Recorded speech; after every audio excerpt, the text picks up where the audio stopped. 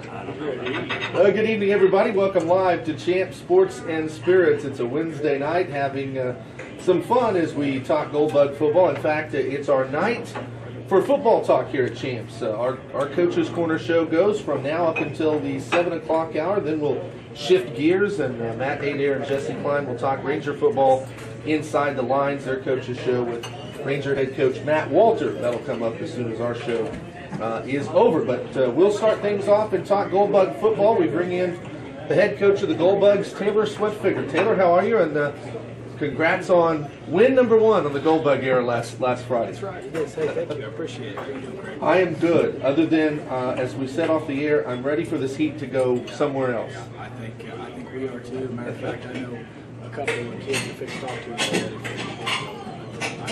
Everybody loves our back helmets. Oh yeah. It's hot. These babies are looking up. Yeah. We're good. Like you said, we're number 1. I mean, that's exciting, especially going personally. Sure. You know, it was one of those games that, as you saw it play out, you really felt like, really from the moment the game kicked off, you just really felt we were the better team. I mean, I think you could see it physically, you could see it athletically, you could see a lot of that on tape even before the game started. But you still never know until, you know, those type of games get going, as we talked about last week. And OBA does have a couple of players that can make some plays, although they're kind of banged up. So you didn't totally know how that was going to go. The only real thing that you will look at, especially, and it was mainly from the first half, is just the penalty situation that we had. And we'll talk about it. There were more of the false start variety things that we didn't have against Thomas, but there were some calls, quite honestly, that really shouldn't have been called at all. But those are things that happen in the game, and I like the way it didn't seem to affect us that much. I mean, we were up 12-0 at halftime, but second half just completely did a much better job of that. But all things being considered, 42-0, you know, the final, there was a lot of positives. Oh, absolutely. No doubt about it. I mean, like you said, 12-0 and a half. I've only been in a few games like that. 12-0, but you felt like we were winning. Oh yeah. Just from the get-go. We couldn't. We gained 15 yards and we were back on street. Right. Offensively speaking, that was our MO that half was defensively. I don't know what they had at half, but I think it was pretty close to 0. They didn't cross the 50-yard line, and only did one all night. That was late. And give it to our defense. Not many people know this, but they came out in that double back flex gun set. They had never shown that one time. Well, I noticed just from watching their film, they ran a lot of what you would call the wing T stuff against Fairview. They didn't run that hard. No. Maybe even one time just a couple against times. Maybe I think they knew going in after watching Thomas. We talked about it all week. In fact, we talked about it on the radio. We just didn't know what they were going to do. Because I know Coach Boyd, and he's a great coach. He knew in the trenches they weren't going to win that battle. Yeah. So in his mind, I told everybody going in, they got 2 guys that can hurt us, 10 and 9. Yeah. And what did they do the first play of the game? They got 9 out there in space and tried to throw it. If they test us, if they're winning. And we immediately adjusted that play. We moved the linebacker out to Hammer position on him, played under and over him, and took away the box. Just said, if you're going to beat us, it's not going to be with him. Right. You have to run it to the box. And I thought, we did a great job adjusting. Coach Sklar and the kids did a great job. Something we had practiced all week. We had Chase Jones out there hammering. He hammers out there. Yeah.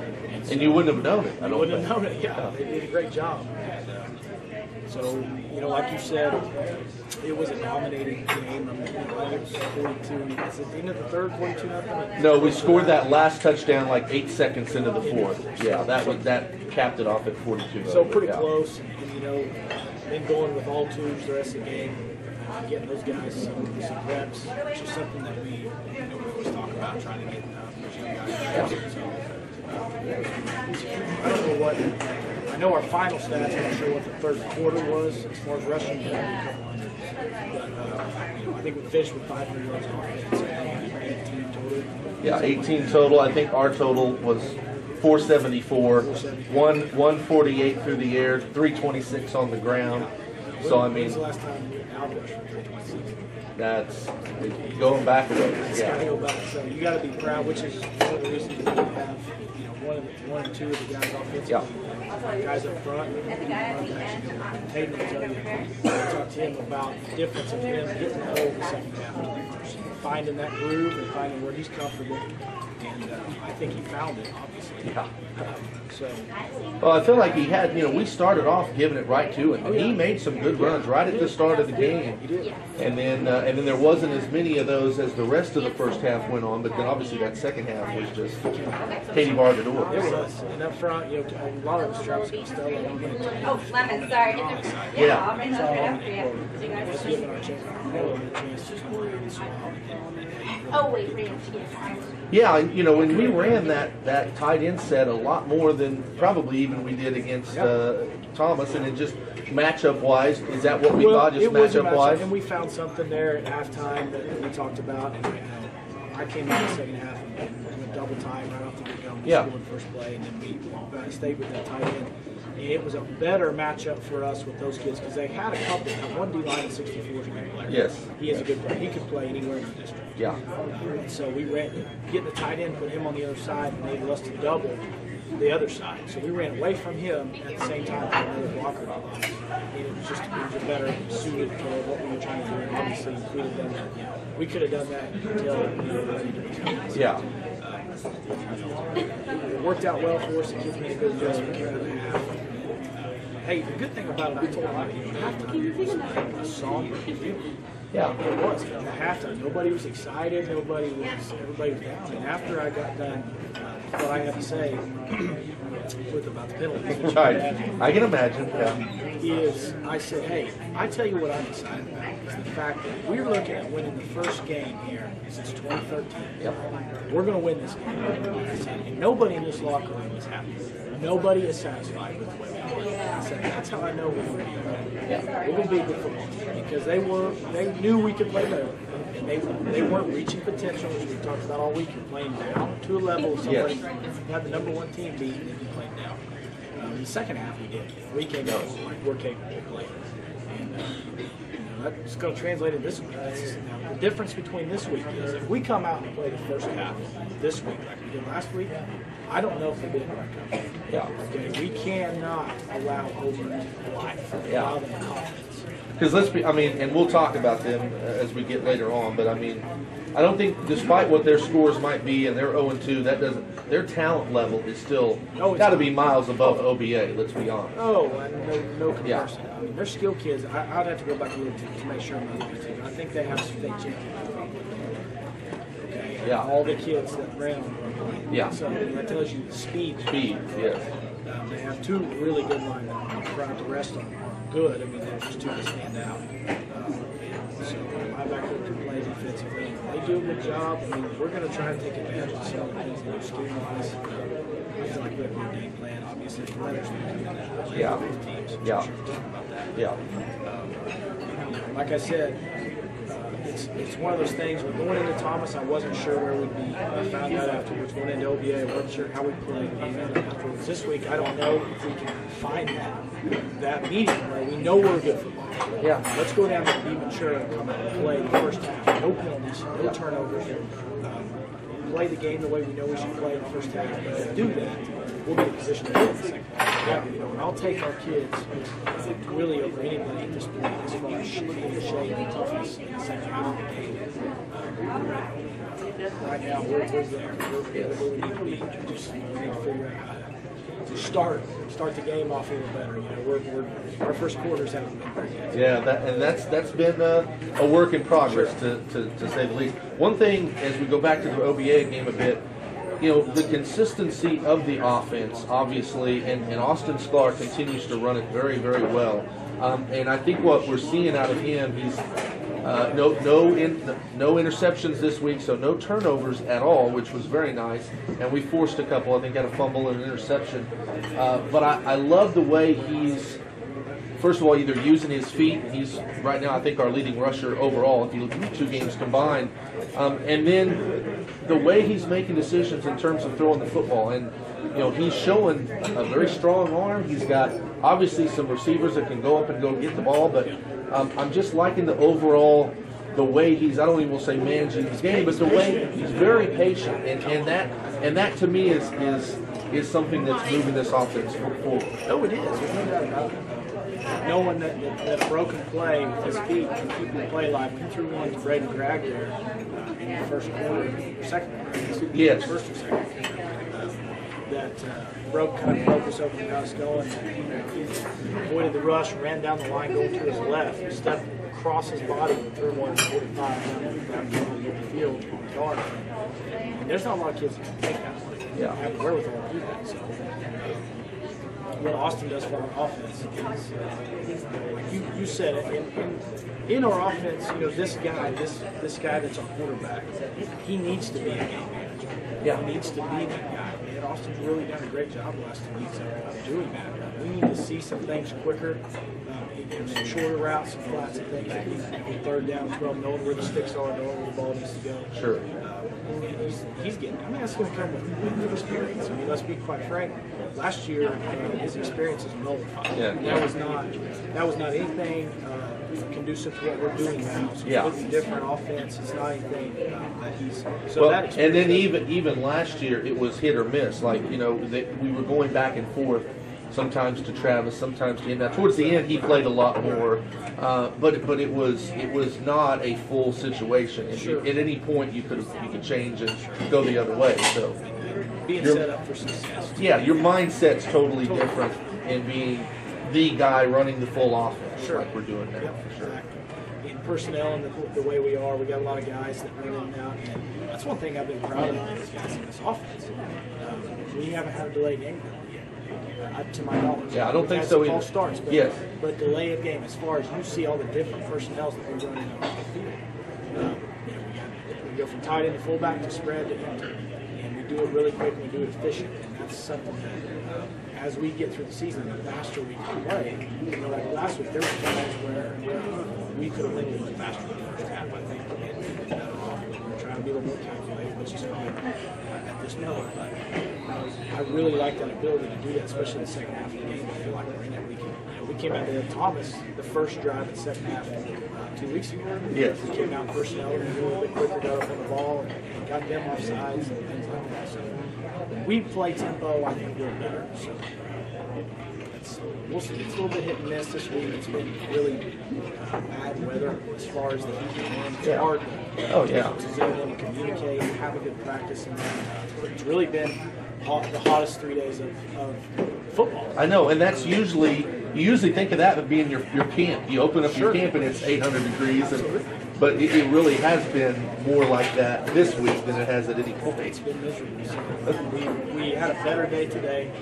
We're going to go in the morning before school and get a little practice in, and then again, try to get guys more reps. So,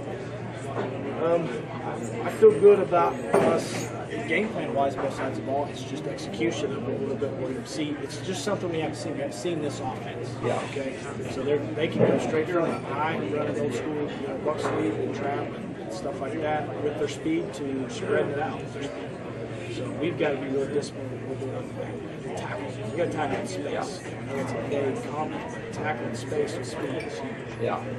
Well, and yards after contact, all of those type of things are going to be big. Real quick, let me get your thoughts on special teams. We've talked about that lot in the preseason. We haven't touched on it yet on the show. It's been 2 games. Obviously extra points are just one of those things. I mean, that we've had, like we've made the first and haven't made one, but kickoffs, punts, just the whole returns as you look at the whole scope of special teams. Give me your thoughts. Our kickoff's been great. Yeah. Our kickoff's been tremendous. I mean, it's leaps and bounds better than it has been in the past. Our kickoff return, nobody's got to see yet. I don't think because if you look back there and see our Star Wars formation. Yes.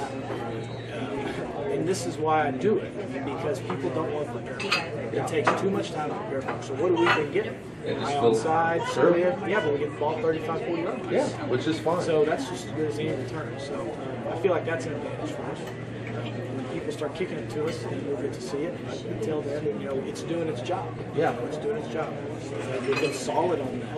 Other than that first time at Thomas, we had miscommunication on who was supposed to have the ball. other than that, it's been great. Punt, I don't think Hayden's really gotten comfortable yet. You know, we've tried to get him the steps down and stuff. He's a great punter. Our snaps have been solid. Stan Ernst has been great. Got good coverage, all that. So overall, I give our special teams a good grade. Our extra point, obviously, is atrocious. But you can't, you know, you talk about there were freshmen out there who they use 10 for 10 points. Yeah. You just first time out, a little tight. I probably should have worked him in there towards the end and worked on it a little bit. But I just didn't want to really be in a position like this all week. And I don't know, it'll be a game day deal. Right. He wasn't kicking good in pregame the other night, so I didn't feel good about it. Yeah. I don't know what our percentage is on 2 points, but I mean, it's probably got to be close to half. Yeah. If you get half of them, Yeah, you're in the good. money. But The other thing that may factor in on Friday night could be conditions too. Whether you know as far as whether you kick or not. I mean, if it's muddy and rainy, you're probably not going to be kicking much, regardless of who you have. absolutely. And, you know, I've never been an advocate for going for 2. I always like the sure money, go in there and get you an extra point. But when you don't feel good about it, you're looking at 30% on your extra points. I'd rather take 50% on the 2 points. Yeah. If it evens out. Now, the thing that's scary is when you know, I've been on the other side of this as a team that didn't have a keeper. Yeah. The kid that played OU is from Richmond, Spain. Yes, He was okay. quarterback. They were averaging 60 points a game. Yeah. We played them in the playoffs. And they did not have a kicker. They just said, you know what, we're not going to kick, we're going to go for 2 every time. Every time. Yeah. And they were really good at it. Really good. But they had the ball at the 4-yard line and were up 7. All they had to do was kick it, field goal. Just Yeah. a small Chip like an extra point field goal beat us. And we had goal line stand. The ball on the 4-yard line, we had 96 yards in 2 minutes. Beat it, no time left on the clock. At their place in the playoffs. So ever since then, I've been if I'm on the other side of the token, we got to have somebody that can chip shot or field goal to win the game. And it did them. It came back and bit them. So we're going to have to develop. I'm not going to be that guy.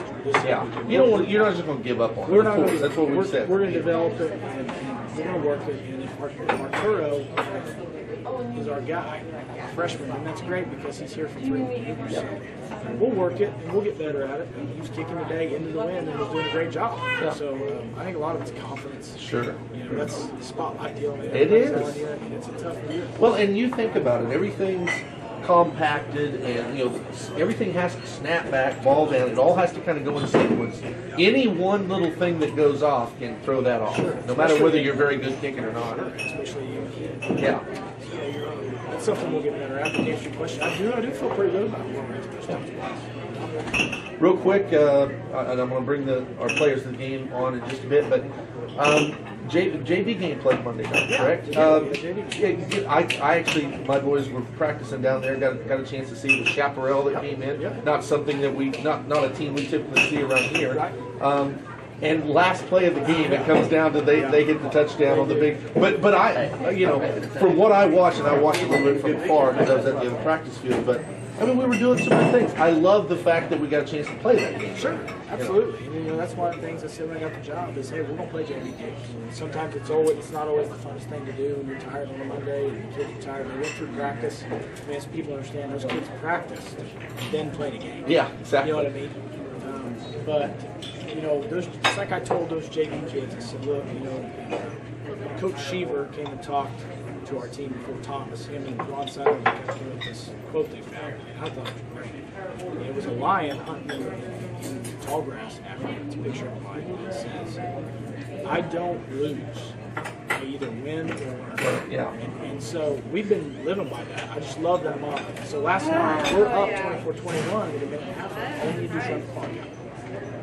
We had a player fumble the football. Okay? It doesn't typically happen. Somebody plays for us on Friday nights. Yeah. You know, which I'm glad this happened. Yeah. So that individual let that one thing affect his play defensively, and so it was a great lesson. Teachable moment. Great teachable moment. You know, and it's like I told the team, I said, hey, I promise you that will never happen again. You will never let it happen. And that's what JV games are for. Yeah. And Chaparral's a 3A school in Kansas, and it was 2 last year. coach told me, and this year it feels like we're going back south. Yeah. So that's a good program. Absolutely. They bring their JV down, and we have to use that program. So I was proud of our kids, and like you said, they're not used to that. So we'll just get better with that. We have another one next week and following, and so we'll keep playing those. And it's great for our kids to experience. Yeah, great to see it. I thought there was a pretty good crowd. I mean, of people that were there, you know, so nice to see for sure. That was as much of a game time atmosphere, things that you can't just get even from being in practice. Absolutely. So, we'll talk more about this as we go forward. We're going to take a break, come back, talk to our players of the game from last week. Our co-offensive players were Terrell Burton and Hayden Colwell. Our defensive player was Noah McCosker. Then we'll bring Coach Sweat back in a little bit later and preview the Bearcats. That's coming up. It's all on our Coaches Corner show tonight, live from Chance here on KELV. Welcome back to Coaches Corner here on 1430 KELV, our Wednesday night show as we talk Gold Bug football. Bring in the first of our players of the game from last week, junior tailback Hayden Colwell. Hayden, how are you, sir? I'm good. How are you, Craig? I'm doing good. Obviously, a big night for you rushing the football. And first of all, that was nice in its own right. But seeing the balance of the offense, you guys ran for over 300 yards, passed for over 100, had almost 500 total yards. It had to be a fun night, especially knowing where this program has been the last year. What was it like going through that the other night? It was pretty great knowing where we were last year, week 2. We lost OVA 44 to 12 or whatever it was. And it's just great knowing where we came from. All those long mornings and 2 days during the summer and all that, it was totally worth it. Talk about the offensive production. For you in particular, got off to a great start. Your first couple of carries, really making good progress, hitting the holes nicely. And then the second half was a complete, just domination for you guys.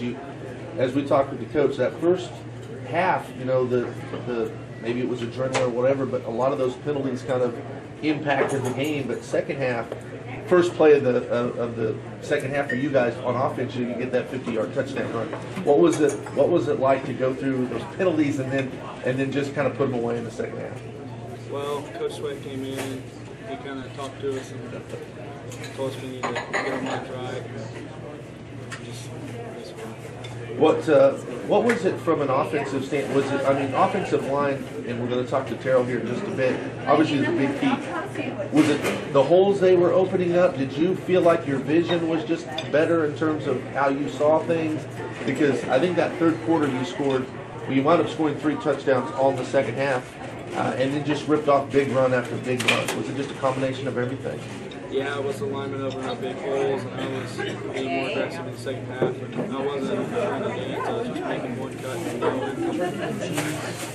Is that just a mindset you had to tell yourself, the hole's there, you got to trust where the hole is and then make the most of it? Yeah. Hayden, obviously, not only you, but also Davion Murrow ran the ball very well. I think you guys had 2 100-yard rushers. That's another thing that we haven't seen very often. You guys are 2 different types of runners. You're a little bit more physical, but still have the speed. Davion's smaller, but has the quickness. You feel like you guys complement each other pretty well as backs? Yeah, we complement each other pretty well. We get competition going. Sure. Competition is good. Yeah. That's a good thing. Hayden, appreciate you taking the time, and a great game for you last night, over 160, or last Friday, 166 yards, 3 touchdowns. Appreciate it.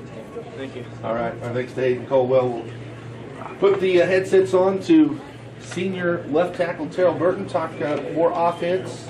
Terrell, how are you, sir? Pretty good. How are you doing? I am very good. Let's talk from an offensive line standpoint. We had you out here. First of all, any time a team runs for over 300 yards, you've got good backs certainly, but the line has something to do about that. How did you feel like you guys did as an offensive line unit against OVA? Oh, I feel like we did pretty good. Come the second half, we started running counter pretty good, pulling me and Chance. Did pretty good there. You, as of right now, kind of set up on that left tackle spot, which is a pretty big spot, in all honesty, on the line, because your quarterback's a right-handed guy, so that's the blind spot. I feel like that's the other thing we've done a good job, is giving him protection, Austin. And I felt like, especially on some of those big pass plays, he had a lot of time to sit back and find the big guys that we needed on those big, long pass plays. Yes, I feel like that helps him quite a bit, getting enough protection. Does it? You're one of the seniors, obviously, on this team. I ask seniors this every year, it seems like, but does it feel like it's your senior year? Is any of that starting to sink in? Like, last year of playing football, last year of all these things that are going to be going on down the line? No, it really feels like you should have another year left in you. Yeah. I guess time flies when you're having fun. Yeah. All right. Well, you guys did a tremendous job. Really, as a whole, I think the line is really coming together, and I feel like you guys as a unit are really playing better. And I know this is only week 2, but you guys are pretty set up front with with what you guys do. It seems like you guys have a good rapport with each other too. You guys as a line feel like you're coming together. Yeah, we communicate pretty good, get along really good, talk about what blocks we're supposed to get, all that good stuff. Tremendous. Terrell, you did a great job. Appreciate you. I know you weren't necessarily keen on doing this, but you did a great job. We appreciate you taking the time, and good luck against Hobart. Thank you. You bet. Terrell Burton, senior left tackle, one of our co-offensive players of the game. We'll bring in our defensive player of the game, Noah McCosker. His defensive unit, of course, shutting out the OBA Trojans last week, and Noah had a big interception late in the game. Noah, how are you, sir? I'm pretty good. How are you guys? Good. You guys, I'm going to ask you this. It was a 42-0 win. Breaks the 13-game losing streak. I know you guys, especially you as a senior, had really wanted to get that monkey off your back. Was it also very important that you guys got the shutout? I felt like late you guys really wanted to make sure you kind of kept OBA out of it. Yeah, we really did. 0-13 is pretty tough, so we knew we were going to win. We had a very good chance to win this game, but we were going to go all out. Yeah. One of the plays that you made on that kind of one of their last sequences was a big interception, and it kind of, I think it was the first time, maybe the only time they went past the 50-yard line all night. Take me through that play as it happened, because one of those deals they were throwing it up to a guy that I think was a bit taller than you, but you just made a great play on it. Yeah, he was pretty tall. Well, I kind of cheated a little bit, and Coach Schwert ended up yelling at me for it in film. And so I think he thought he had a shot, and when he dropped back to throw, I knew he was going to all receivers, so I just stuck with him, caught up with him, and got him. You had made a similar play, didn't get the interception, where and I think it was the same kid that they were throwing it to. This time you jumped up and knocked it away. That was maybe a couple of series before then. Did that give you confidence that you could maybe make that play again? Yeah, it kind of got me comfortable in the situation, Yeah. so I knew I could go get it. Real quickly also, tell me about, you wore the number 38 last week. Your normal number is 84. This was another key reason why I thought it would be cool to have you out here. You did that in honor of your grandfather. Take me through your thought process on that. I thought that was a really cool thing. Well, my grandfather died the day right after Christmas, and he was pretty good at football. And my dad gave me the idea. He said, you should wear number 38. So that day I texted Coach Schwert and I asked him, I wear number 38 with my grandfather. He said, absolutely. So we've just been waiting for our first one.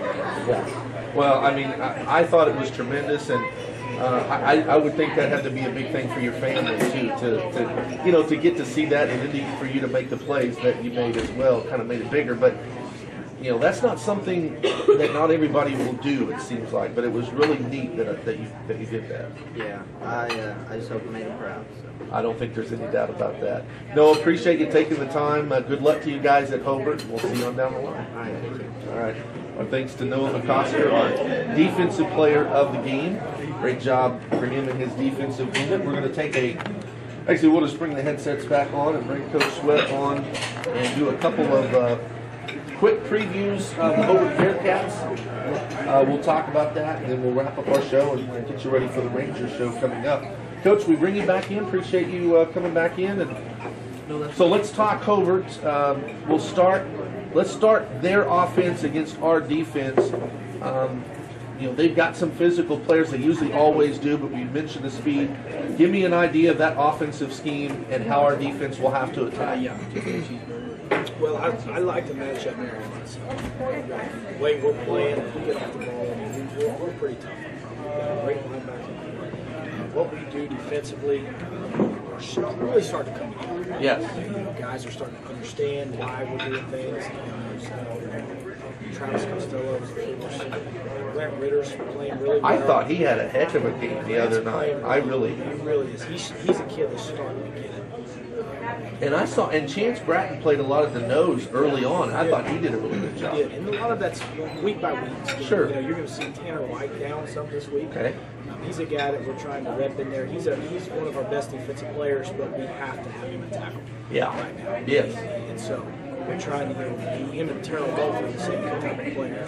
The more we can, as the season goes on, get them on the defensive side, the better we can get. Yeah. We're trying to rest those guys as much as we can. And honestly, that's what I attribute a lot of our success to, is those guys on the front offensively being rested in the third, fourth quarter, being able to play like they've been playing. When you go both ways the whole game, it's just it takes a toll on you, especially up front. Yes. Your skill guys don't have contact every play. When you're in the trenches, you have every time. contact every single play.